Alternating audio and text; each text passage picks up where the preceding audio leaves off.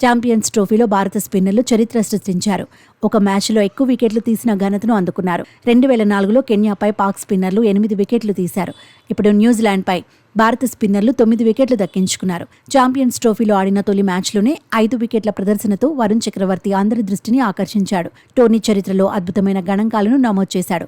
2017లో Aussies bowler 52 పరుగులు ఇచ్చి 6 వికెట్లు తీశాడు. ప్రస్తుత టోర్నీలోనే బంగ్లాదేశ్పై షమి 5 వికెట్లు తీసి 53 పరుగులు ఇచ్చాడు. కెరియర్ 2 వన్డేలోనే 5 వికెట్ల ప్రదర్శనతో వరుణ్ మరో రికార్డును ఖాతాలో వేసుకున్నాడు. చాలా ముందుగా 5 వికెట్ల ప్రదర్శన చేసిన ఆటగాడిగా రికార్డుల్లోకి ఎక్కాడు.